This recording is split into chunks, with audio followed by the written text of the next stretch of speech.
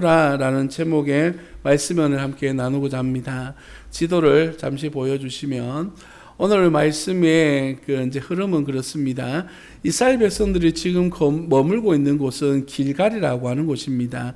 시팀에서 길갈로 올라갔다가 길갈에서 베델, 그러니까 저 베델이 있는 곳이 아이성이 있었던 곳이거든요. 그래서 그쪽에서 전투를 끝내고 난 다음에 다시 길갈에서 머물러 있었습니다. 그때에 기브온 사람들이 길갈로 찾아와서 평화 협정을 맺자라고 말합니다. 그게 지난 시간의 이야기고요. 그 기브온 바로 밑에 보시면 예루살렘이라고 하는 곳이 보이시죠? 이제 구약 성경에 있어서 가장 중요한 장소이기도 하고, 이 예루살렘이 모든 성경의 핵심적인 지명이기에 꼭 기억해 두셔야 될 위치입니다. 근데 오늘 본문 말씀에 보면 산지 사람이라는 표현을 쓰거든요. 이스라엘 저 땅은 이제 사람이 살려고 하면 산 위에만 살 수가 있습니다. 왜냐하면 비가 오면 홍수가 나듯이 그 밑에 쪽에 있는 사람들은 쓸려 내려가기 때문에 주로 산 위에 집을 지어야만 했고, 여러분 왼쪽 편에 보시면 저 지중해거든요. 지중해 근방에만 이게 사람이 살 수가 있습니다. 지중해 바닷가 쪽에 살아가는 사람들, 아니면 산 위에 살아가는 사람들, 이렇게 나누어서 생각해 보면 좋을 것 같습니다. 자, 그래서 그 기본에 있는 주변에 있는 다섯 마을 도시 국가라고 말할 수가 있지요. 그러니까 도시 하나하나에 왕들이 다 있는 겁니다.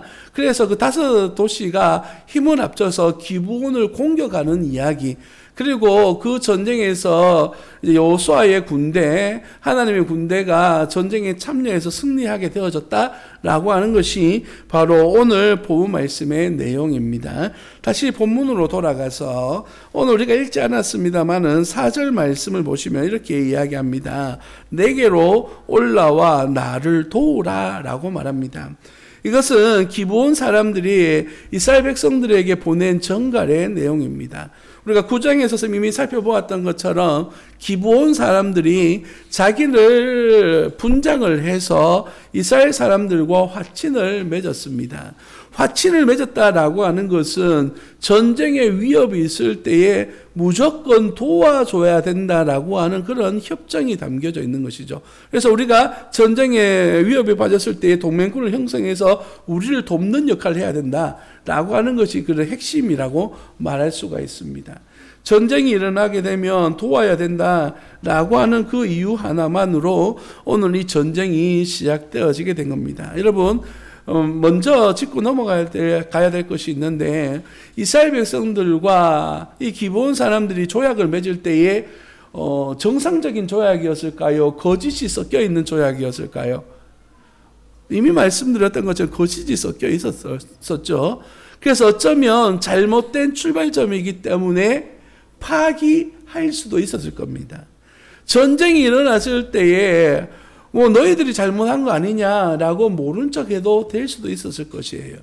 그러나 오늘 본문 말씀에 등장하고 있는 이스라엘 백성들, 그들 생각 속에 약속이라고 하는 개념은 그들 인간 스스로의 관계 속에서 약속의 개념이 아니라 하나님을 중심으로 한, 하나님의 백성으로서 하나님의 이름으로 맹세한 것을 지켜야 되는 아주 당연한 전쟁에 참여다라고 생각하고 있는 것입니다. 이 말씀은 우리에게도 굉장히 중요한 의미를 가지고 있는데요. 우리가 살아가고 있는 삶의 모든 영역들 속에서 우리는 예수 그리스도, 하나님의 자녀라고 하는 어떠한 그 영적 프레임을 가지고 살아가야만 합니다. 그래서 말을 할 때에도 행동을 할 때에도 절제하고 자제해야 될 이유가 있는 것이죠. 어릴 때 들었던 이야기 중에 하나입니다만은, 부산에서 같은 직장을 다니고 있는 제 상사와 그 부하 직원이 한판 붙었답니다. 무슨 일인지는 잘 모르겠지만 좀 많이 심하게 싸웠는가 봐요. 그래서 이제 경찰서까지 가게 되어졌는데, 경찰서 가게 되면 목사님들이 신방을 가지 않습니까? 목사님이 신방을 딱 갔대요. 그랬더니만 두 분 다 서로 알아보면서 목사님 여기 웬일이세요? 이렇게 이야기하는 거죠. 알고 봤더니만 두 분이 다 교회 다니시는 분들인데 직장 생활하면서 교회 다니는 걸 숨기고 있었던 것이죠. 그러면서 이렇게 문제가 생겼을 때에 양보하지 못하고 하지 않았던 그런 것들에 대한 이야기입니다. 여러분은 혹시 내가 교회 다니는 것을 적들이 알게 하면 안 된다라고 하는 그런 마음으로 나 교회 다니는 것을 알리지 않고 혹시 살아가고 있지는 않습니까? 특별히 우리 중고등학생들 그 학교에서 식사할 때 하나님 앞에 기도하면서 식사하는 친구들 얼마나 될까요? 저도 어릴 때 그런 기억이 있습니다. 숟가락, 밥이 오면 숟가락을 잡자마자 이렇게 딱 감고 딱 뜹니다. 이게 저에겐 기도였던 그런 기억들이 있는데, 요즘은 어떤 환경이 오든 어떤 상황이 오든 기도하고 저는 목사입니다 라고 하는 부분들을 반드시 알리려고 노력을 합니다. 왜냐하면 일단 목사라고 하는 이름을, 사실을 먼저 이야기하지 않으면 내 삶에 대한 어떤 이렇게 절제가 잘 이루어지지 않는 경우들을 많이 보게 되더라고요. 그래서 나는 그리스도인이고 또한 목사입니다 라고 하는 사실을 알려요. 오늘 본문 말씀에 등장하는 이야기들 속에 이제 기본이라고 하는 족속이 이스라엘 백성들과 연합했다라고 하는 이야기가 그 주변 사람들에게 퍼지기 시작했습니다. 그랬더니만 문제가 생겨나게 돼요. 3절 말씀을 보시면 3절에 보시면 예루살렘 왕 아도니세덱이 헤브론 왕 호암과 아르문 왕 비람과 라기스 왕 야비아와 에글론 왕 드발에게 보내어 이르되 라고 그렇게 이야기하죠. 가나안 7족속 가운데 5족속이 함께 힘을 모으고 있습니다. 가나안을 아까 말씀 보셨지만 가나안을 기준으로 했을 때의 남쪽 지역에 살고 있었던 사람들이었습니다. 그들이 힘을 모으기 시작하는데요. 4절 말씀에 보면 내게로 올라와 나를 도우라 라고 그렇게 말합니다. 이렇게 말하는 사람이 바로 예루살렘 왕 아도니세덱이었습니다. 여러분, 이 아도니세덱이라고 하는 사람의 이름의 뜻이 무엇인지 아십니까? 나의 주는 의로우시다.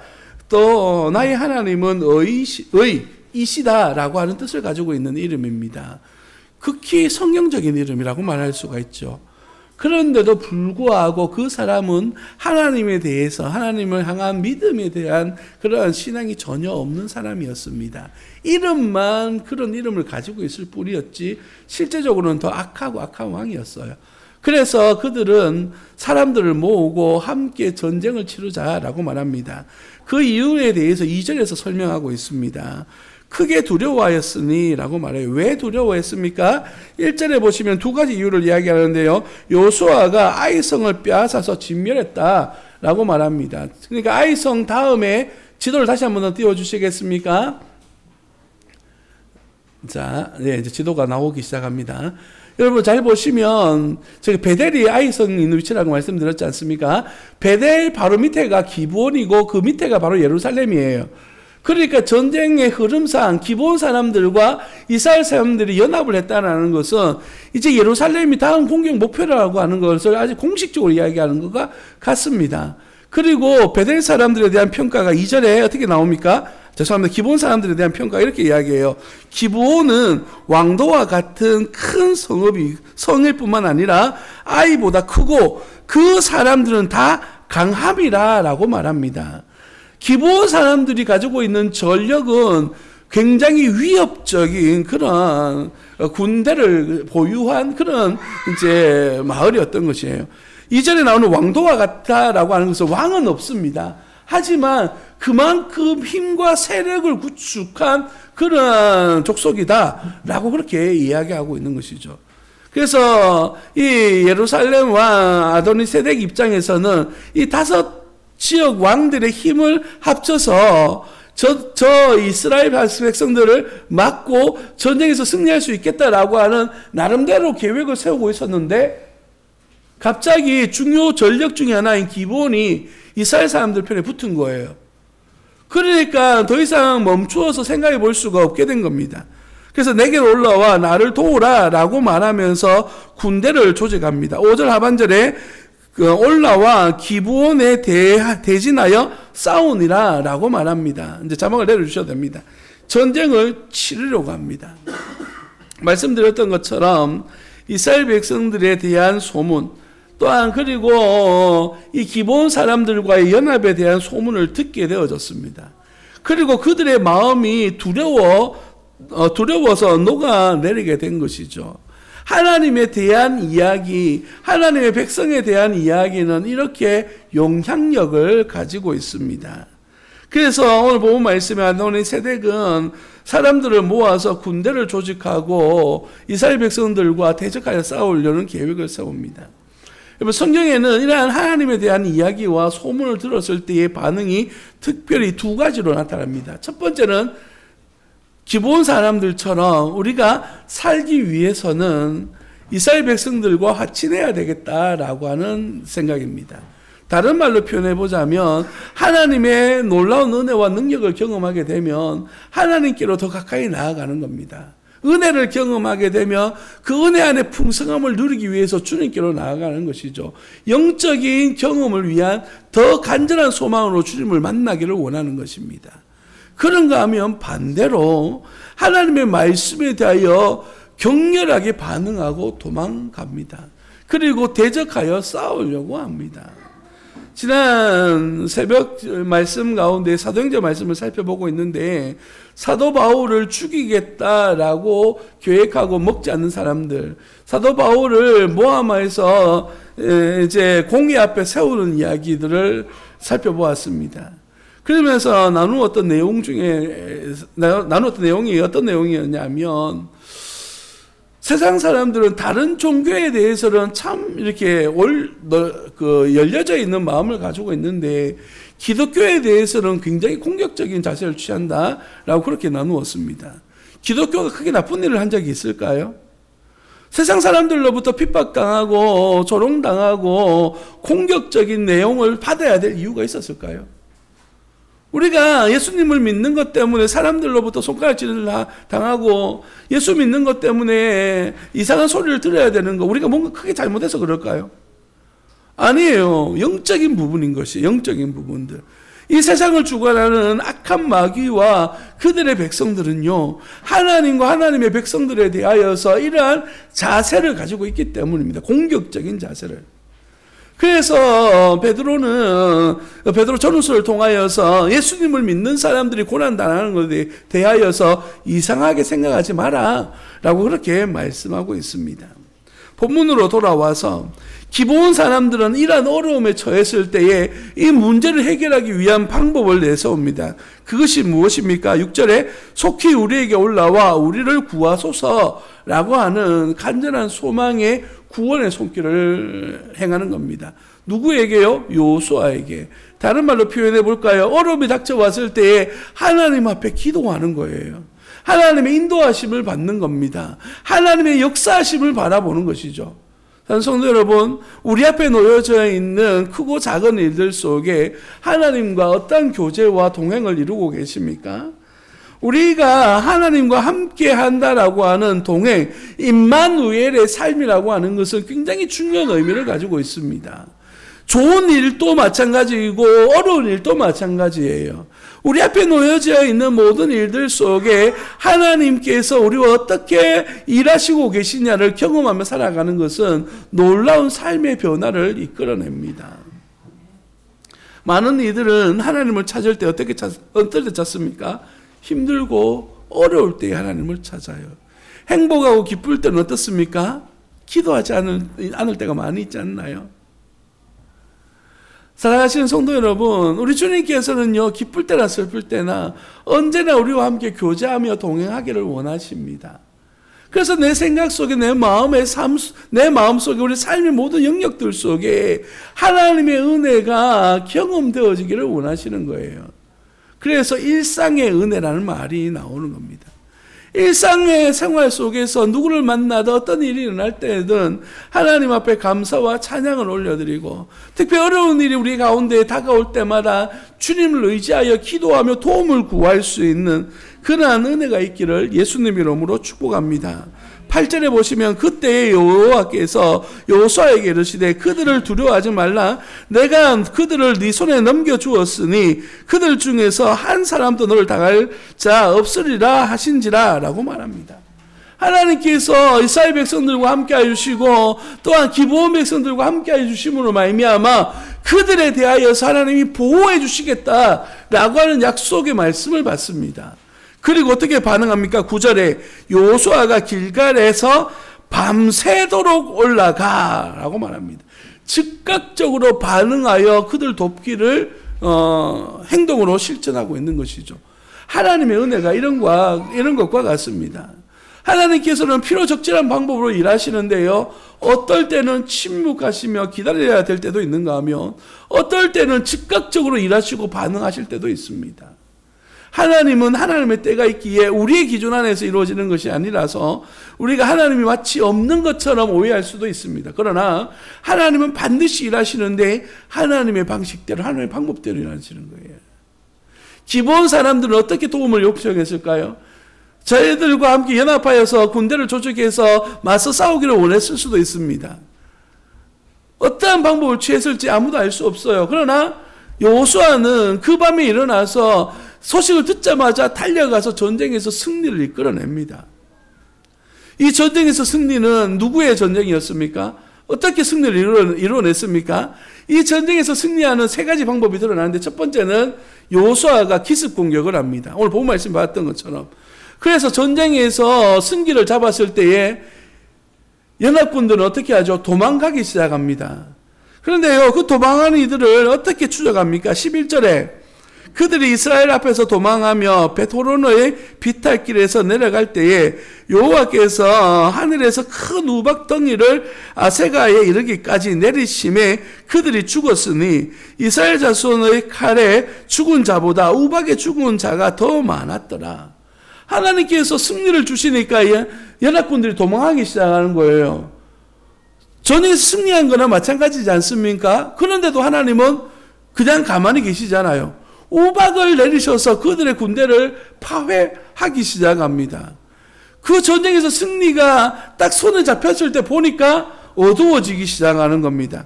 그들이 어둠을 틈타 숨어버리거나 도망가버리면 안 될 것 같다라고 하는 판단이 들어서 여호수아가 하나님 앞에 기도합니다. 12절 하반절에 태양아 너는 기브온 위에 머무르라, 달아 너도 아얄론 골짜기에서 그리할지어다 라고 그렇게 기도하고 있습니다.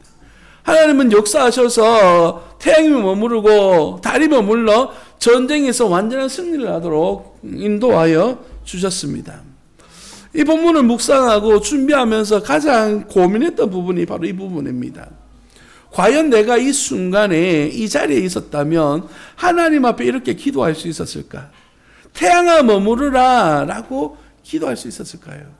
마음속에는 그런 소망이 있었을 겁니다. 하나님, 이 전쟁에서 크게 승리하기 위해서는 태양이 조금만 더, 하루가 조금만 더 길었으면 좋겠습니다. 그런 생각했겠죠. 기도했을 수도 있습니다. 정말 믿었을까요? 산성도 여러분, 믿음은 결과를 만들어냅니다. 여호수아가 이 전쟁에서 하나님 우리와 함께 하신다라고 하는 사실, 우박덩이를 통하여서 저들을 공격하시는 모습들을 바라보면서 그는 마음속에 확신이 들었을 겁니다. 하나님 앞에 기도하면 들어주실 것이다. 이 전쟁에서 크게 승리하게 하실 것이다 라고 하는 확신을 가지고 하나님 앞에 기도하는 겁니다. 여러분, 이 기도에 대해서 다시 한 번 더 우리가 묵상하며 생각해야 될 것은 무엇이냐 하면, 정말 여호수아가 기도할 때에 내가 기도하면 멈출 것이다 라고 하는 어떠한 인간적 입장에서의 생각으로 기도했을까요? 아니면 이 전쟁에서 승리하기 위한 간절한 소망으로 하나님 이거라도 해주세요 라고 하는 하나님을 의지하는 믿음으로 기도했을까요? 이 차이를 여러분 잘 이해하셔야 돼요. 우리가 오늘 본문 말씀 속에서 이스라엘 백성들이 승리할 수 있었던, 기브온 백성들이 승리할 수 있었던 믿음의 비결이 바로 여기에 있기 때문입니다. 우리는 주님을 의지하고 주님 앞에 기도하고 주님의 도우심을 구할 때에 내가 하면 도와주시겠지라고 하는 막연한 기대감이나 어떠한 나름대로 내 확신을 가지고 이야기할 때가 많아요. 그래서 우리는 실수하고 넘어질 때가 많습니다. 내 뜻대로 안 이루어지고 내 뜻대로 결과가 나타나지 않으니까 시험에 드는 거예요. 하나님이 없는 것처럼 느껴지고 마치 내 기도에는 응답하지 않는 것처럼 생각합니다. 왜요? 그 모든 것들의 기준이 내가 되어지기 때문인 것이죠. 기도는요, 하나님의 뜻이 나를 통하여 이루어지는 것이 기도입니다. 하나님 앞에 기도할 때에 하나님이 전쟁에서 승리하기 위한 하나님의 도우심이 필요합니다. 하나님이 태양이 머무르게 해주시고 저 다리 저 골짜기에서 머무르게 해주세요라고 하나님을 소망하며 기도하는 그 간절한 소망을 우리 주님께서 들으시는 것이. 오늘 말씀을 받고 있는 저와 여러분들, 우리의 삶에 일어나는 많은 크고 작은 일들 속에 우리 주님과 동행하여 기도하실 때 이러한 기도가 있기를 예수님 이름으로 축복합니다. 내가 앞세워지고 내가 확실하는 기도가 아니라 우리 주님을 의지하는 기도가 있기를 예수님 이름으로 축복합니다. 너는 내게 부르짖으라. 내가 네게 응답하겠고 네가 알지 못하는 크고 비밀한 일을 내게 보여주시겠다. 이 비밀의 약속은 누가 이루어 주시는 겁니까? 우리 주님이 이루어 주시는 거예요. 그런데 우리는 그렇지 못할 때가 너무 많아요. 제가 왜 이렇게 강조하냐 하면, 제가 20대 때 많은 분들로부터 교육받았던 내용 중에 하나가 내가 하나님을 마음대로 움직일 수 있다라고 하는 그런 내용이었어요. 오해가 없기를 바라는 것은요, 교육을 그렇게 합니다. 성경 공부 교재를 통해서 우리가 하나님 앞에 기도 응답 받는 방법은 이렇게 기도하면 되고 이런 방법을 하면 돼 라고 이렇게 가르쳐요. 맞습니까? 아니에요. 하나님께서 역사하시는 것은 하나님이 인격적인 하나님께서 우리를 바라보시면서 그 관계 속에서 일하시는 거예요. 저기 두 자녀가 앉아 있습니다. 어떤 자녀에게는 용돈을 주고 어떤 자녀에게는 용돈을 안 줘요. 이유가 있습니까? 아버지의 마음이죠. 아버지가 주고 싶을 때 주는 거고 주실 때 안 주는 거예요. 그것은 어떠한 원리가 있고 어떠한 법칙이 적용되어지는 것이 아닙니다. 온전하신 하나님의 주권이 적용되어지는 것이고 하나님의 은혜가 적용되어지는 것이거든요. 이것이 우리의 믿음이 되어져야 된다는 것입니다. 14절 말씀으로 넘어갑니다. 여호와께서 사람의 목소리를 들으신 이 같은 날은 전에도 없었고 후에도 없었나니 이는 여호와께서 이스라엘을 위하여 싸우셨음이니라 라고 말합니다. 하나님께서 우리를 위하여 싸우시는데요, 어떻게 싸우신다고요? 하나님의 뜻이 우리 가운데 이루어지도록 하나님의 마음을 흡족하게 만들어 기도하는 이들에게 역사하시는 거예요.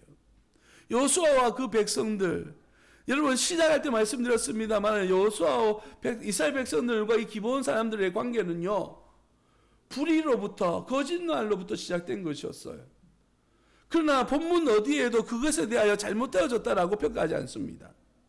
이유가 무엇일까요? 기브온 사람들은 살기 위해서 하나님밖에 없다라고 하는 믿음으로 이 일들을 진행했기 때문이고요. 이스라엘 백성들은 거짓으로 세워진 관계를 할지라도 하나님의 이름으로 한 약속에 대하여서는 지켜야 된다라고 하는 믿음이 있었기 때문에 그들의 그 선한 마음들이 하나님 앞에 온전히 전달되어지게 된 것이죠. 그래서 이 일들이 하나님의 은혜 가운데 주권 가운데 이루어지고 있는 것입니다. 오늘 우리가 믿음 안에 살아가게 될 하루하루들 속에 이러한 선한 마음을 가지고 살아가시고 또 하나님의 뜻이 우리를 통해 이루어질 수 있도록 하나님의 마음을 아는 일에 힘쓰는 하나님의 사람들이 되시기를 예수님 이름으로 축복합니다. 그렇기 때문에 우리는 예배하고 그렇기 때문에 우리는 기도하는 것입니다. 우리 주님을 더욱더 가까이 하는 하나님의 사람들이 되시기를 예수님 이름으로 축복합니다. 기도하겠습니다.